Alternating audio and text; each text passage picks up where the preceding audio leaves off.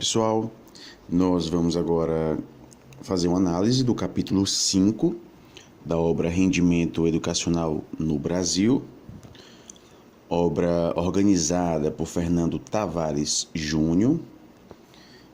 E no capítulo 5 nós temos Rendimento Educacional no Brasil, Perspectivas Contemporâneas. Capítulo este, escrito por Vitor Calafate e Márcio da Costa. Trata-se de um capítulo, pessoal, onde nós encontramos várias referências, a obras, a artigos publicados, a livros publicados, que se referem a análises de impactos gerados por propostas de aceleração da aprendizagem, correção de fluxo. Então, o que nós temos aqui é basicamente um capítulo baseado em uma pesquisa bibliográfica. O tema principal aqui é bastante complexo, um tema que, acredito eu, é muito discutido nas escolas por nós professores, que diz respeito exatamente a rendimento escolar. Temos discutido também o assunto aprovação automática, reprovação, evasão escolar. Então, são assuntos que aqui e ali se fazem presentes em conversas de professores, conversas de gestores. E, mais uma vez, são temas bastante complexos e que, para serem analisados, devem ser considerados aqui uma pluralidade de fatores para justamente não invalidar os resultados obtidos. Nós veremos isso aqui. Há uma crítica a algumas pesquisas feitas sobre estes temas, pesquisas estas que acabam desconsiderando fatores importantes que poderiam mudar os resultados obtidos. Então, por exemplo, quando se é atribuído um efeito positivo a uma determinada ação para se conter o fluxo, a evasão escolar, deixa-se de lado um ponto importante a ser considerado nessa pesquisa, que, uma vez sendo considerado, os efeitos positivos seriam deixados de lado. O que eu estou querendo dizer, pessoal, é que algumas pesquisas que indicam que salas de aceleração da aprendizagem, por exemplo, são negativas ao aprendizado, uma vez considerados fatores como a maturidade dos jovens que fazem parte dessas salas e também o conteúdo que é ministrado nessas salas, esses fatores negativos seriam vistos de outra forma. Então, sempre quando há essa proposta de se analisar os impactos de políticas de aceleração da aprendizagem, de políticas de divisão das classes, de acordo com as habilidades dos alunos, ou seja, aquelas salas com alunos, entre aspas, menos problemáticos, e a gente vê muito isso nas escolas como uma prática informal. Algumas escolas acabam dividindo mesmo os alunos, no lugar de nós termos uma sala diversificada. Há algumas escolas que separam aqueles alunos considerados, entre aspas, mais problemáticos, separam esses alunos em uma única sala. Ou seja, é como se nós tivéssemos aí uma sala apenas com esses alunos problemáticos para, digamos, esses alunos não atrapalharem o ritmo daqueles outros alunos.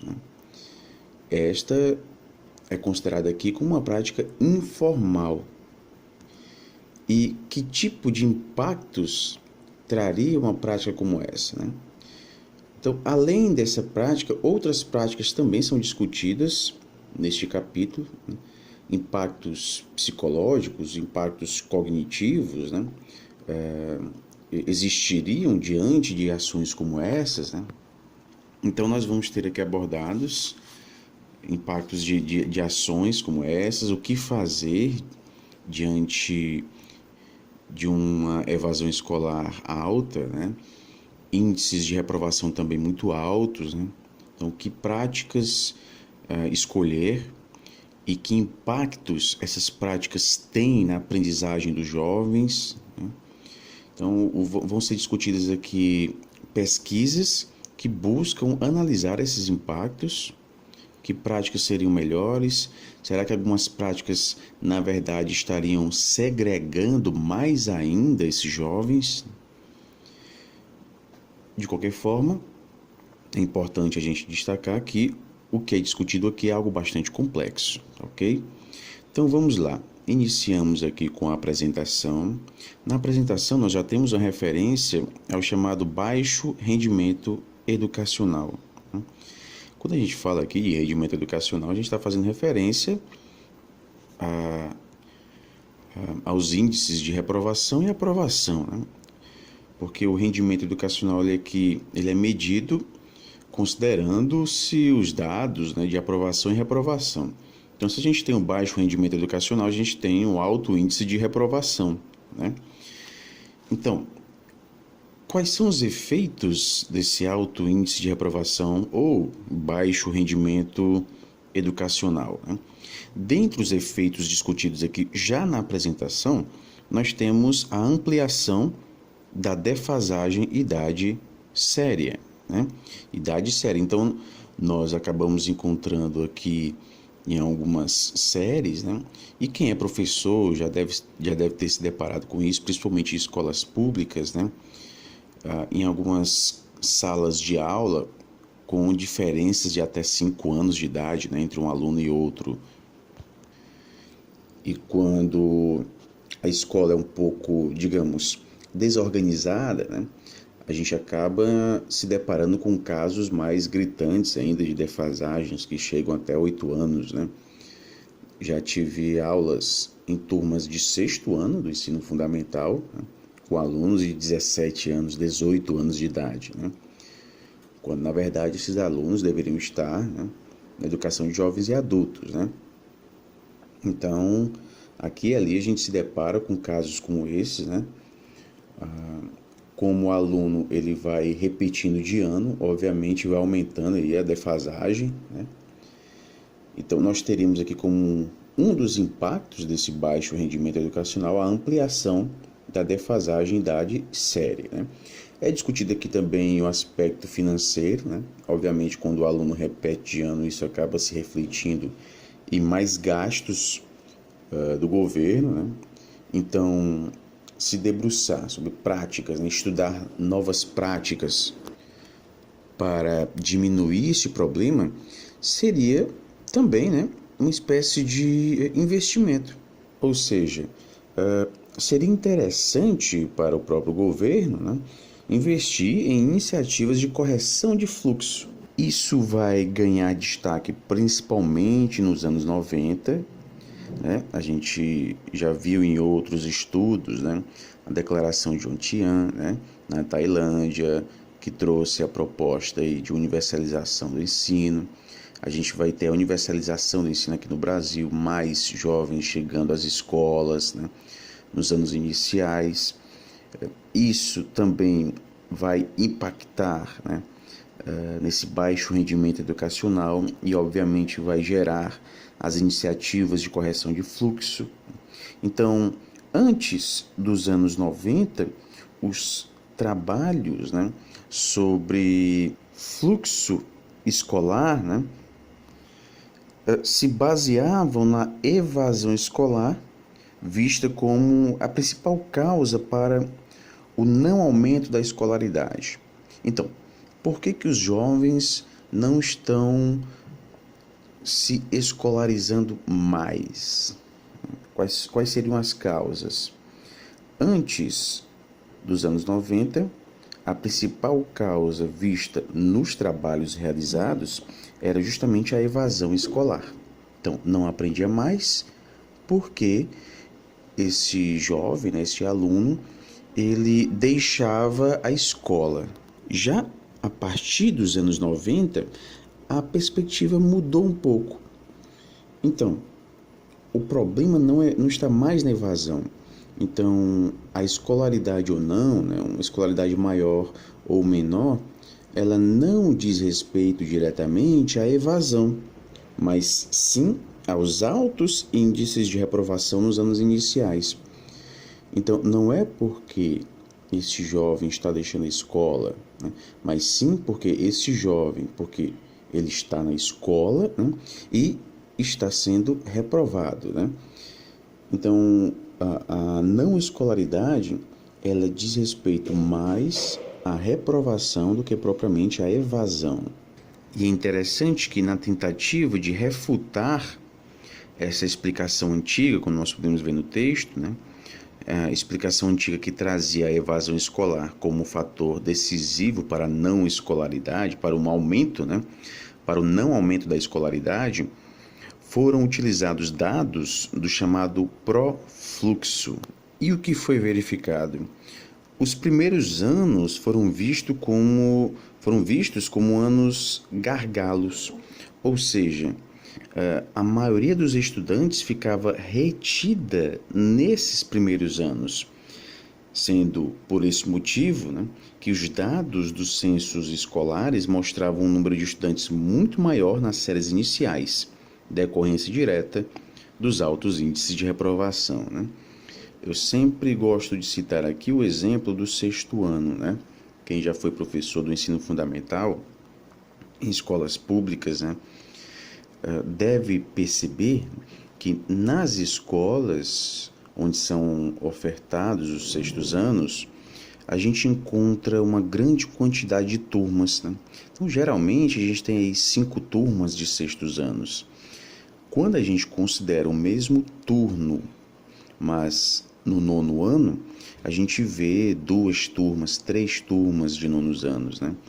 Então, a gente encontra mais turmas de sextos anos do que turmas nos nonos anos.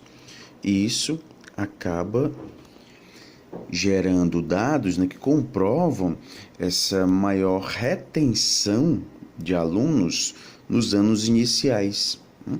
Então, utilizando-se dos dados do modelo Profluxo, né, nós temos que cerca de 50% dos alunos eram reprovados, sendo obrigados a realizar mais uma vez o ano letivo. Então, nós temos aqui os efeitos maléficos da reprovação sobre o processo de aprendizagem. E também, né, efeitos maléficos para o próprio aspecto financeiro, né? Quando nós temos que o Brasil acabava gastando, em média, quase o triplo dos recursos necessários para formar cada aluno. Isso também decorrência, né, da reprovação. Agora é importante destacar, né, que a reprovação aqui não é o único fator, mas é um fator muito importante que deve ser considerado. Aí talvez, né, boa parte dos professores possam se perguntar, né? Sim, então se a reprovação é o principal fator, né, para o não aprendizado do aluno, o que fazer? A gente não vai ter mais reprovação? Como eu já falei anteriormente, né, a situação é muito mais complexa do que simplesmente decidir se deve haver ou não reprovação, né? O que é identificado aqui, pessoal, é que a reprovação como objeto educacional piora substantivamente, né, a autoestima do aluno. No plano financeiro, há um gasto de mais verbas na manutenção do indivíduo na escola. Para se ter uma ideia, em 2016, 8,8 bilhões em passivos foram gastos, né, por conta aí da repetência, né? Resumindo, a reprovação começa a ser identificada aqui como um dos principais males da educação no Brasil. A reprovação, que se manteve como um assunto secundário e pouco abordado ao longo de todo o século XX, ganhou centralidade no debate educacional. Então, se a reprovação é vista como um elemento negativo na educação brasileira, né, como enfrentar esse problema? É exatamente aqui que nós iniciamos, né, o ponto enfrentando o problema que está no capítulo 5. Né? Nós temos os males da reprovação, podem ser enfrentados, né, com políticas com ênfase na correção de fluxo, e são citados aqui 3 instrumentos de correção de fluxo. O instrumento da promoção automática, né? Na promoção automática fica banida a reprovação. A gente tem também o regime de ciclos escolares, e nesses regimes a reprovação fica possibilitada apenas ao final dos ciclos escolares e não mais anualmente, como antes ocorreria. E nós vamos ter como aqui a terceira estratégia citada, as classes de aceleração de aprendizagem. E, de fato, é esta terceira estratégia que é a mais abordada aqui neste trabalho, né? As classes de aceleração da aprendizagem. Inclusive, os autores trazem até exemplos de outros países. Então, no que diz respeito às classes de aceleração de aprendizagem, nós temos a base legal, né? A LDB, em seu artigo 24, que diz sobre a possibilidade de aceleração de estudos para alunos com atraso escolar. Temos também feita uma referência ao Programa de Aceleração de Aprendizagem, inaugurado em 1997 pelo MEC, que tem como objetivo promover a redução da distorção idade-série e corrigir distorções de fluxo no ensino fundamental, incluindo ajuda financeira aos estados e municípios para o desenvolvimento de pedagogias, ações e projetos, né? É feita também uma referência às parcerias, né, na busca da correção desse fluxo, né? Nós temos aqui referências feitas ao Instituto Ayrton Senna, à Petrobras, ao BNDES. Temos as parcerias público-privadas, né, conhecidas como PPP, em que o Estado se compromete em investimentos na contratação de determinado parceiro privado para a prestação de um determinado serviço ou projeto, né? Então, o que nós temos aqui, pessoal, é um contexto na década de 90, né, que nos trouxe essa proposta de correção de fluxo por meio de estratégias como essas.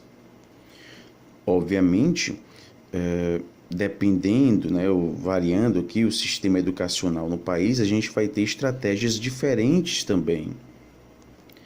De qualquer forma, o que foi verificado é que essas estratégias, independentemente do sistema de ensino, né, do estado, do município, é que houve uma diminuição significativa das taxas de reprovação ao longo das últimas 2 décadas.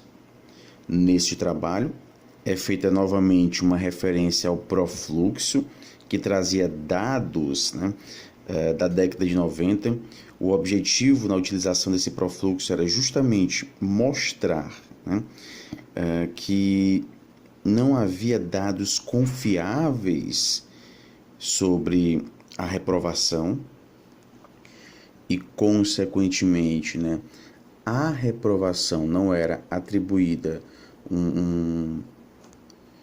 uma importância muito grande, né? A importância estava principalmente nos índices de evasão escolar, né? Então nós vimos que Antes aí, a não escolaridade, né, era vista como uma decorrência dos altos índices de evasão, né? Hoje a perspectiva é diferente, né? É a não escolaridade sendo vista principalmente, né, como reflexo dos altos índices de reprovação e não de evasão. É mostrada uma tabela, tabela 1, na qual nós podemos ver as transcrições escolares no primeiro grau, né, isso em 1982. E é interessante que alguns desses dados, né, eles também são vistos atualmente, né? Vejam só, nós temos aqui dados da primeira à oitava série, né? Vejam que um dos maiores índices de reprovação está na quinta série, né? E na primeira série, que são justamente séries de transição, né? A quinta série é atualmente o sexto ano, né? E a primeira série atualmente é o nosso segundo ano, né? Mas o que a gente via na época é que da quarta para a quinta série havia mudanças importantes, né? Então, na quinta série a gente tem novos conteúdos, temos diversos professores, né? Isso, a quinta série da época, nosso atual sexto ano, né? E essas mudanças são mudanças muito, muito importantes também para os alunos, né? Saem de um contexto de um ou dois professores, né? Os professores pedagogos, né? E partem agora para uma realidade com vários professores. Então, isso exige uma disciplina maior, uma organização maior. Começam a se deparar com conteúdos mais abstratos, né? Uma matemática mais abstrata. As questões começam a deixar de ter frutas, né? Para ter agora letras que representam números, né? Quantidades. Então, há aqui um nível de abstração maior. Então, o quinto ano, a quinta série, o atual sexto ano, né? Não é um ano muito fácil, né? É um ano que exige aí um trabalho especial do professor, né? Até porque nós temos mudanças importantes para os alunos, né? Eles estão saindo de realidades diferentes, né? De contextos diferentes. E o que a gente acaba vendo é que isso acaba se refletindo também nos índices de reprovação. Os nossos sextos anos, pessoal, são anos onde nós podemos encontrar um elevado índice de reprovação. E isso já ocorria em 1982, né? Ou seja, há mais de 30 anos. Temos aí a quinta série, né, como a série de menor índice de aprovação, né? Perdendo apenas aí para a primeira série, né? A primeira série tinha um índice de aprovação menor ainda, né? Vejam aí na tabela 2, né? O sexto ano também, né? Com índice de reprovação muito elevado, né? Na verdade, o sexto ano tem aí o maior índice de reprovação, vai ter também o maior índice de evasão e o menor índice de aprovação, né? Então, temos o sexto ano como um ano bastante complicado, né? De qualquer forma, o que nós podemos ver da década de 80, né, desses dados coletados aí, por exemplo, em 1982, para os anos atuais, né, é que houve, de fato, uma diminuição significativa na proporção de repetência ao longo das transições escolares. Agora, reduzir os índices de reprovação, né? Isso vai se refletir em melhoria da qualidade da educação no país, né? Esse seria o único caminho. Essas estratégias que nós vimos seriam as únicas estratégias e que impactos de fato têm essas estratégias quando são considerados fatores antes não considerados. E é justamente aqui, né, que nós chegamos ao próximo item do capítulo, né? Outros caminhos. A redução da reprovação não reflete diretamente na melhoria da qualidade da educação no país. É essa a perspectiva que se chega, né? Dessa forma, são necessários novos debates para se discutir isso, até porque essas políticas de correção de fluxo, né, que estariam trazendo essa melhoria na qualidade na educação, né, porque estariam diminuindo o índice de evasão, o índice de reprovação, né, essas políticas, se analisadas com outros pontos de vista, né, poderiam até mesmo estar contribuindo como uma espécie de combustível, né, para práticas de segregação. Ou seja, no lugar de estarem potencializando, né, esses avanços na educação, essas estratégias estariam contribuindo para uma espécie de nivelamento por baixo. E justamente os debates, né, sobre essas estratégias, né, lembrando que aqui não há essa generalização, ou seja, todas as estratégias estariam contribuindo para isso. Não, né? O que há aqui é a adoção de um ponto de vista que considera uma pluralidade, uma diversidade de fatores, né? Então, essas estratégias de correção de fluxo, em alguns contextos, poderiam contribuir para, de fato, a melhoria na qualidade, né? Mas em outros, talvez não. Poderiam estar contribuindo para o aumento das práticas de segregação, para o nivelamento por baixo, né? E em um mesmo contexto, sob um ponto de vista, poderia ser considerado como um efeito positivo, né? Gerando efeitos positivos, mas nesse mesmo contexto, sob outro ponto de vista, estariam sendo vistos, né, efeitos negativos, né? Ou seja, pessoal, o que vai mudar aqui é o foco, né? Então, analisando-se de um ponto de vista, nós temos os efeitos positivos, mas o mesmo fenômeno, o mesmo contexto, a mesma realidade, né? Nós podemos identificar efeitos negativos. E é isso que esse trabalho traz, né? Esse trabalho não traz uma perspectiva reducionista, né? O que nós temos aqui é sempre uma postura, digamos, cautelosa diante dos resultados dessas pesquisas, né? Então, reduzir os índices de reprovação vai melhorar a qualidade do ensino. Calma, não é bem assim, né? Muita cautela nesse tipo de afirmação, né? Esse é o ponto de vista que nós podemos ver nesse trabalho, né? E é justamente por meio dessa conclusão, né, de que poderia haver uma espécie de nivelamento por baixo com essas estratégias, é que alguns estados, né, modificaram as suas estratégias, né?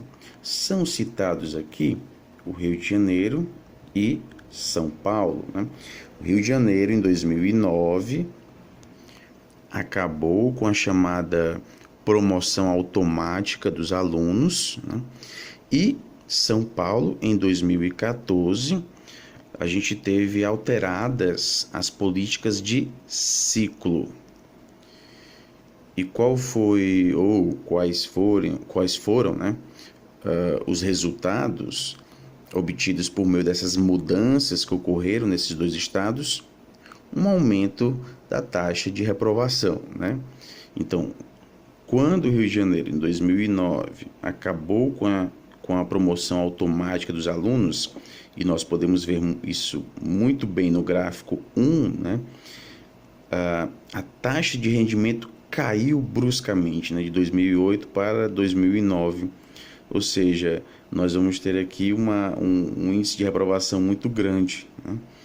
E em São Paulo, quando foram alteradas as políticas de ciclo, a gente vai ter também uma redução na taxa de rendimento. Vejam só, de 2013 para 2014 há uma redução aqui em São Paulo, né? Em outras palavras, as práticas do Rio de Janeiro e de São Paulo, nesses períodos diferentes, né, aumentaram as taxas de repetência. E um dos argumentos utilizados para a não efetivação de estratégias como as que nós vimos, né, de correção de fluxo, é que esses chamados projetos de aceleração estariam servindo mais como repositório de alunos, aquelas chamadas classes, né, de aceleração, né, aqueles alunos que têm uma dificuldade maior são todos agrupados em uma mesma sala, chamada sala de aceleração.